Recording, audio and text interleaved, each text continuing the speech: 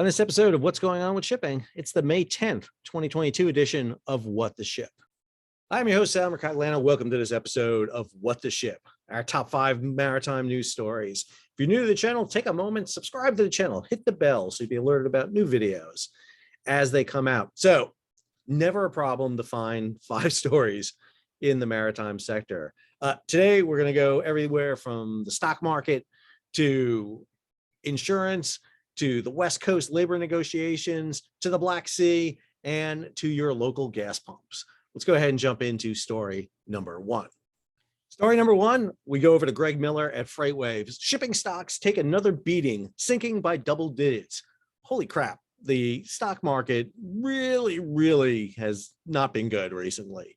And in particularly, one of the things we're seeing is shipping stocks taking a hit here, which is actually different than what we've seen. If you follow What the Ship, you're fluctuating on these reports, much like the stock market's fluctuating. Right here, shipping shares plunge again, talking about Seikos down 16%, National down 15%, Eagle Bulk down 13%, Flex LNG down 11%, and Zim down 10%. But when you dig into Greg's story, there's a little bit more to it. Monday was a rough day. It was a rough day, all right, all around on Wall Street, particularly painful for owners of ocean shipping stocks, which fell much more sharply than the broader market. Concerns over China's economy, oil demand, Fed tightening, and inflation added up to one of the worst trading sessions of the year for shipping names. From tankers to dry bulk to container, double-digit plunges were widespread. Now, even so, ocean shipping stocks, generally micro-cap equities traded by retail investors, are still outperforming the broader equity indexes and domestic transportation stocks year to date. And that is the big issue. If you're following day to day on the stocks, yeah, they've fallen. They're not doing good. And if you look at right here at indices, you know, it's very easy to sit there and note that they're falling down. But if you look at where they've been in the past, you'll see that. And one of the places you see that in particularly is in tanker market right now. If you do your financials and you pop up your stocks in these financial areas, yeah, you've seen a huge dip right now. But if you go back, and I don't mean just a year or even 5 years, go back long term, especially back to 2008, tanker is way down. It is down low. That any fluctuations you're seeing right now will probably in the long term do well. And I think that's one of the things that a lot of people who are trading in stock market, and I'm not giving you any stock market advice here. Again, I'm a historian. Don't take stock market advice from me. Story number 2 deals with roll-on, roll-off carriers, or what are known as ROROs. So we've talked a lot about containers and container ships and the movement of boxes around the world. And this image of the Golden Ray down at St. Simon's in Georgia is really highlights some of the issues. Back in 2019, we saw the capsizing of this vessel. As it was leaving, there was a stability issue with it. I did a video on it that critiqued the NTSB report. Again, you can find all those videos I mentioned right up here. But the other issue is the fire that took place on board Felicity Ace, bringing cars from Europe to the United States, had a vehicle fire, potentially lithium-ion batteries, and the vessel was lost. And this article makes mention of a report, the Alliance SE report that came out. Basically, Alliance SE says car shipping incidents are now a major cause of loss for the insurance industry after a cargo ship with about 4,000 Volkswagen AG vehicles caught fire, sank in the Atlantic 2 months ago. That is the Felicity Ace. Fires on board car carriers have become a loss driver over the past decade, according to a report published on Tuesday by Alliance Global Corporate Security. I'm going to be doing an entire video just on that report. It's an annual report on ship losses. Really interesting data that I want to peel away for you. Goes on, the German company's industrial insurance arm. In many cases, fires resulted in the total loss of cargo and vessel it added. And again, in this case, you saw the sinking of the Felicity Ace. What I want to really highlight in this story is this, that the Alliance reported on all these vessels, car carriers that were lost. The Hogue Osaka, which ran aground in 2015, the Modern Express, which suffered a severe loss in the Bay of Biscay in 2016, the fire on board the Honor in 2017, the fire and sinking of the Grande America, the fire on board Sincerity Ace, sister ship of Felicity Ace, the abandonment of the Diamond Highway due to a fire, the Golden Ray in Brunswick, which I mentioned, the How Zemen, which caught fire in Jacksonville, Florida, was a total loss. And then most recently, back in March of this year, the Al Samai 6, which capsized and sank in the Persian Gulf. That sounds like a tremendous amount of vessels. It is. It's a lot. It's a significant number of car carriers. And even though there are hundreds, if not thousands, of car carriers that yearly making runs and deliveries, this represents a very dangerous area in the industry. We're seeing fires, we're seeing stability issues, and what this means is insurance for these vessels is going to increase, which means the transportation of new vehicles from overseas to the United States will increase in cost. Same thing with the export of American vehicles overseas. Again, most people think car carriers come to the United States dumping off cars. They flip both. They're always dumping and loading cars at the same time. A lot of manufacturers specialize and make different models of vehicles in different areas of the world because of low transportation costs. And what this means is we can expect to see vehicle costs increase as a result of this. So that was story number 2. Story number 3 takes us to the West Coast of the United States. Employers, dock workers aim to keep cargo moving during labor negotiations. Mike Scholler over at GCaptain wrote this story. So the ILWU, which is the International Longshoremen and Warehouse Union, contract expires at the end of June 30th. They are in the process of renegotiation with the PMA, the Pacific Maritime Association. And these two entities are now going to be in the process of renegotiating this contract. And I have gotten comments about this. I'm not going to lie. It's been some of the most interesting comments I've gotten is when I talk about this story. I am continually told, listen, ILWU has worked and maintained the movement of cargo even when their contract expires, even when they don't have a contract, they're going to keep moving. My issue here, again, is I don't foresee a stoppage. I don't see a strike taking place on June 30th if they don't have a contract. But as long as there is doubt about this, it creates uncertainty in freight market, which when you have uncertainty in the freight market, that causes freight rates to go up. What's also happening is freight is being diverted from the West Coast to the East Coast and Gulf Coast.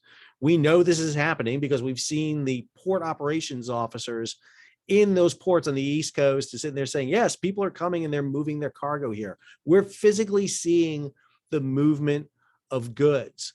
And this is really important because when you read this, negotiations for a new collective bargaining agreement between employers and dock workers on the West Coast scheduled to kick off Tuesday ahead of the expiration. So today they're supposed to start.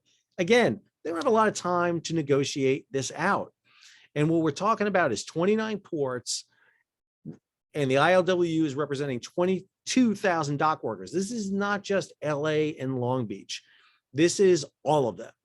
Up and down the West Coast, this is bulkers, this is car carriers, this is container ships. This is everything. And they've had these collective bargaining agreements since the 30s. One of the most famous events in U.S. maritime history is the labor strike that took place on the West Coast in the 1930s, 34.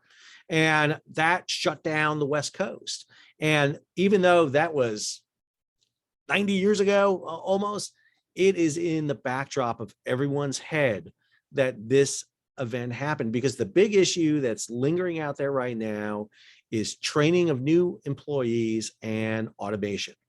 The automation is the big one. LBCT terminal in Long Beach is an automated terminal. It doesn't mean there's no employees there. There are employees there. What the LBC terminal says, we need more employees because we're moving more cargo. But understand, they are different employees than the traditional employees. There's a lot more data sharing. There's a lot more coordination with trucks and rail than versus truck driving and moving containers around the yard. And anytime there's change, people don't like change. They really don't.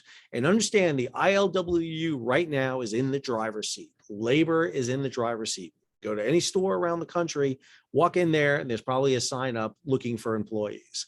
That's what you're seeing. Add to it, we are still seeing backlogs in LA and Long Beach.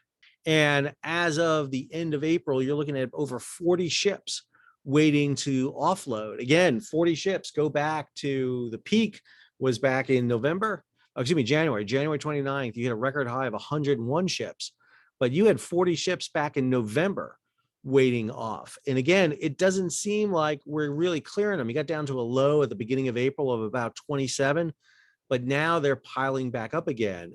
What we're seeing are these ships heading that way to offload. And what's going on in Shanghai and the other Chinese ports right now is you're slowing down. The ports have not closed. Let's be clear. Ports haven't closed in China, but what's impacting is containers coming in and out of the yards. Containers aren't coming in, containers aren't going out, which means Chinese ports are suffering what LA and Long Beach are suffering, these backlogs. And the potential here is once that clears up, you're going to see these vessels. Now, vessels are moving. You can see this right here. Again, you see these vessels moving. But in the port of LA, we're seeing a uptick in the number of containers dwelling. Way back in October, the port of LA announced that they were going to impose this fine on containers that are stuck in the port. They had over 90,000 containers stuck in the port. And one of the things that they've been doing is slowly beating this down through the end of the year into the early part of February. But what you're seeing now is if you look at this chart, it's going back up. It's going the wrong way. Containers are dwelling in the port of LA. Why is that? That's because demand is down for goods, and demand down for goods means they're not pulling goods out of warehouses. Not pulling goods out of warehouses and distribution mean there's no room for new containers to come in. So what are shippers doing? They're leaving the containers in the ports, and the ports are backing up again. Understand what that means is like, all right, so what does that matter? Then it's just storing goods that we don't need. But there are some goods that are time sensitive that need to be pulled out of the ports and getting out. And as the ports fill up, it becomes much more difficult to get them out. Even if you look at empties are down just 14% from November 15th. Matter of fact, they peaked in December and they went down, and then they're flickering back up again. And so both imports and export containers in and out of LA are jamming up. And what this means is that negotiation for the ILWU and the PMA is going to be really important. How they negotiate and which position they're going to take is extremely important. Fear in shipping, that creates instability. And as I said before, that means higher freight rates. All right, let's jump over to our next story. Story number 4 takes us to the Black Sea and the Russia-Ukraine war. So I've been advocating working on a video separate of this to talk about this, but the maritime dimension of the Russia-Ukraine war has the potential to impact everybody around the world. Conflict between two countries always has the potential to spill out. The good guy, the bad guy can involve other nations in this. This is a Reuters story, May 9th. Ukraine exported 1 million tons of grain last month, despite the war.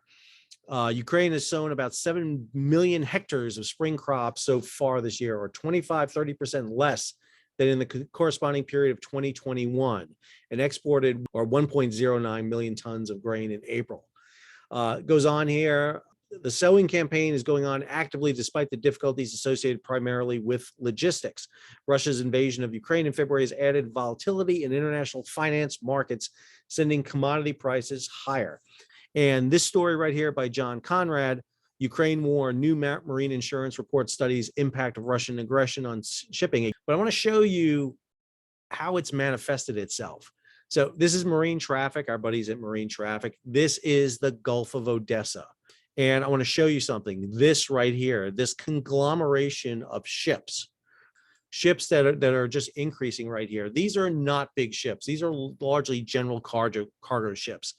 Why are all these vessels off? This is the Danube. The Danube separates Ukraine from Romania, Moldavia, and you'll notice here vessels all up and down this area. This is the port of Constanta. And the key thing here is the development of this anchorage. This was not here early in the conflict. Right over here, this little thing right here, that's Snake Island. So you've been hearing a lot about Snake Island. Snake Island was the island where the Ukrainians gave the Russians a polite go F yourself to leave. The Russians eventually took the island, captured the people on board, and they did this to shut down the flow of goods coming to the Ukrainian ports. They've also done something else here, that is stick these jackup rigs all through the region. They have moved. These are not where they initially were. They're moving them around, and you can see these offshore supply vessels heading out. There's a big question that's being raised right now. Are these offshore platforms being used as kind of surveillance bases for the Russians? In other words, are they establishing kind of shore bases or mobile at sea bases with these rigs? And I tend to think they are, based on their location and how they're being used. And it gives them a good position to pull their naval vessels back out of range of those Neptune anti-ship missiles and leave these platforms here. But more importantly, the neutralization of Snake Island, the abandonment of the Gulf of Odessa by Russian naval units, particularly their surface units, the sinking of the Moskva, the potential hits or danger to frigates, now allows the Ukrainians to bring in these vessels, all foreign flag, a lot of them open registry, that can now come in, sail either through the Danube or through the canal here up to the ports of Izmail here in Ukraine, or a little further up here to Reni, excuse me. The reason I highlight this off the Danube is this story right here. This is a story back last week, April 25th. Floating mines hit Danube ship traffic. The potential for these vessels to have a floating mine come down on them. Understand the Danube doesn't flow out into the Black Sea. It actually flows up into it. It's an estuary. So you get water going up the Danube. And Ukraine is trying to sell this grain. They need the money. We talk a lot about arms shipments. We talk a lot about weapons going to the Ukrainians. Well, the Ukrainian economy is in shatters. They're not growing crops. They can't get the crops out. There were stories about the Russians stealing grain out of silos, taking it with them, stealing farm equipment, putting mines in the ground so they can't use it. This is economic warfare. One of the key things in warfare is economics. And the Russians are trying to do this. The question is, what happens to this fleet of vessels? Do the Russians attack it? Well, maybe. There was no repercussions for them hitting the Bangladesh ship that was in port in Ukraine, killed a Bangladesh crew member. There was no repercussions for them sinking the Helt, the Estonian-owned vessel that was used up here in the Gulf of Odessa, which was hit by a mine and sunk. One of the reasons why I think they're going for these offshore platforms. They're a better area to cover. You can put weapons on them, sensors, and monitor the area. Plus, you're far enough back so that you're not risking your vessels.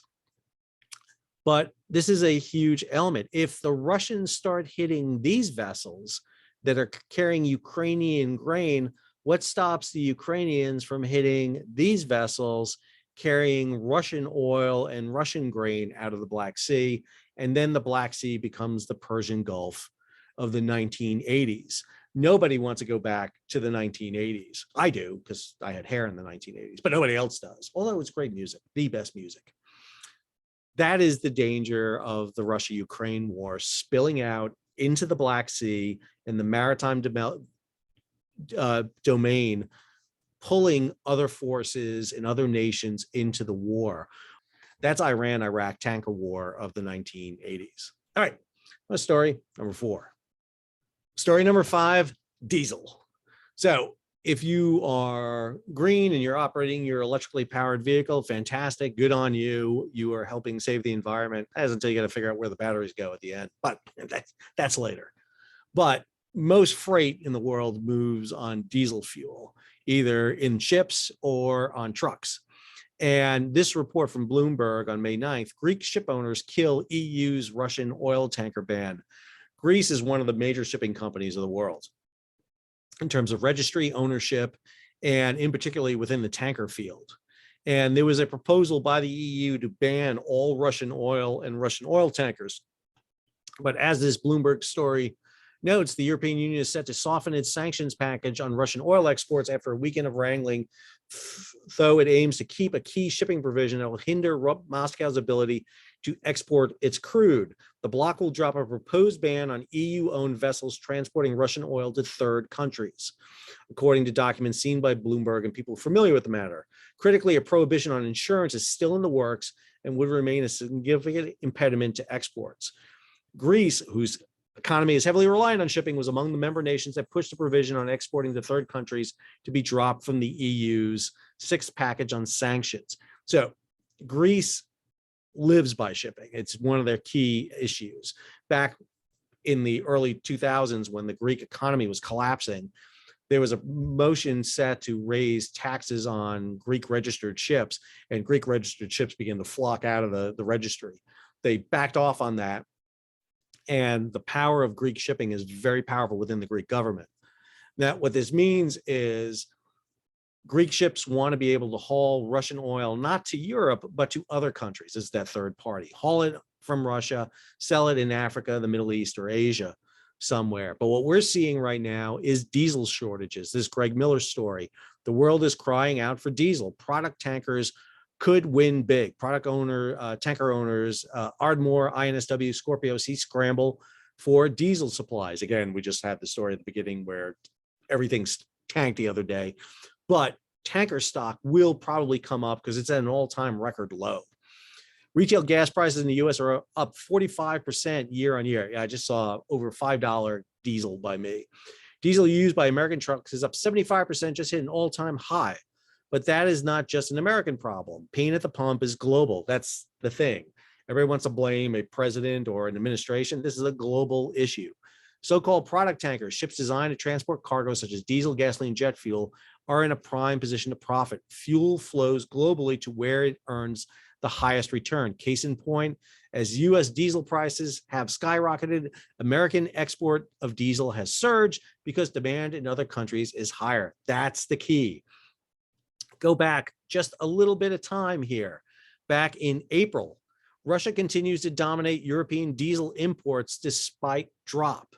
So you're talking about this. They're talking about when Russia cuts off its diesel, or more importantly, the Europeans cut off Russian diesel, there's got to be a way to fill that. Go back just a month after that, March, New York sends diesel cargo to Europe in rare trade flow reversal.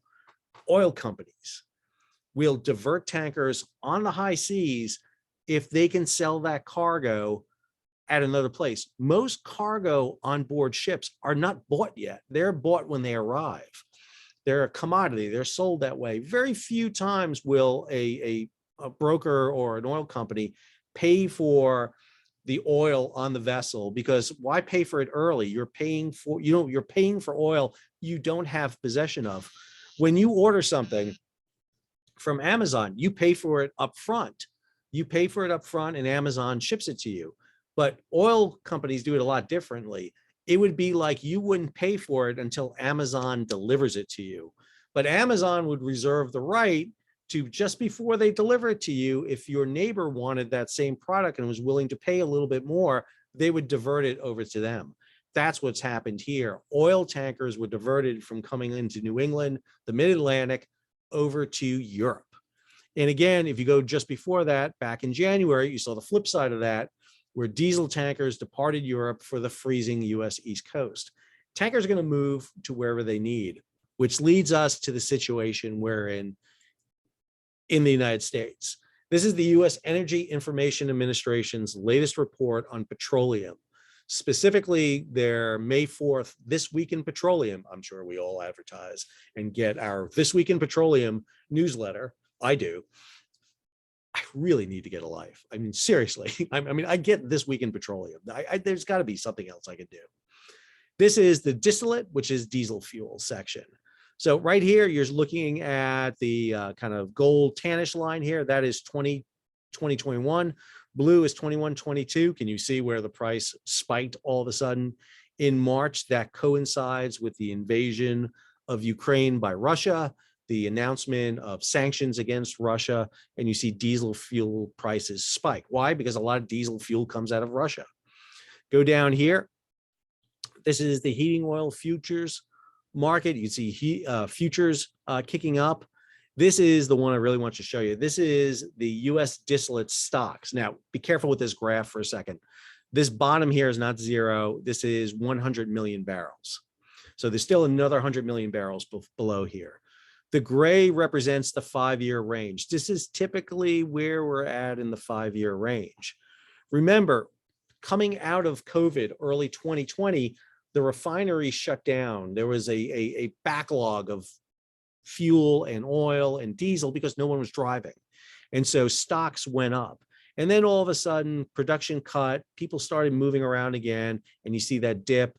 And then you get into the 5-year average. But back in late 2021, we start seeing more people travel, things start opening up, and then all of a sudden we start tapping into that diesel supply. But the problem was production wasn't kept up at that level. No one's going to be producing and have to sit on diesel that they're not needing. So now all of a sudden you're at the bottom end of the 5 years. And by early 2022, you're even below it. And then Russia-Ukraine hits. And now there's even a bigger shortage. What's interesting about this one is if you break it up into regions, the region that suffers the most is not the Rocky Mountains, that's stable. It's not the West Coast, that's pretty stable. Not the Midwest, that's pretty stable. Gulf Coast down just a little bit, but it's the East Coast.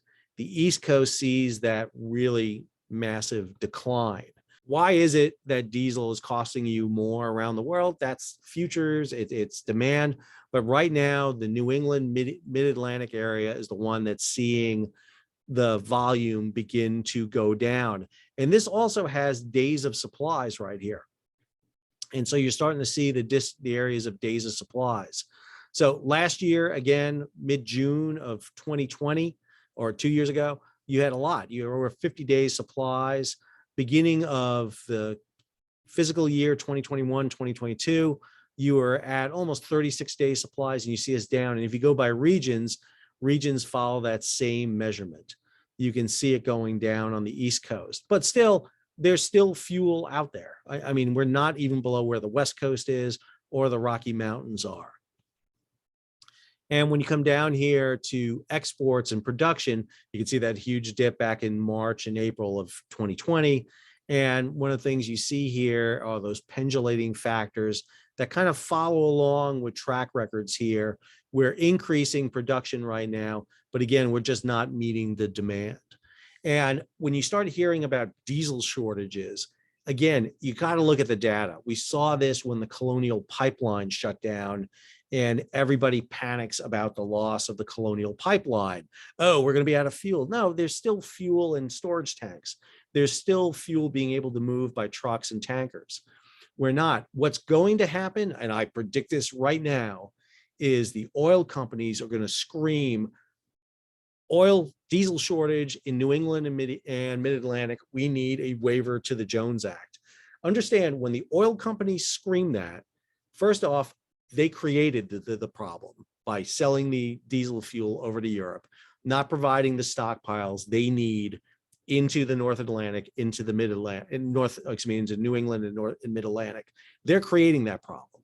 Second, the reason they're screaming Jones Act is because what they want to do is use low cost, low foreign flag tankers to haul oil from, or diesel from, US manufacturing areas to the areas that they're missing now, when there are US tankers readily available. OSG, Crowley, a whole batch of US companies have tankers available. They can lift this.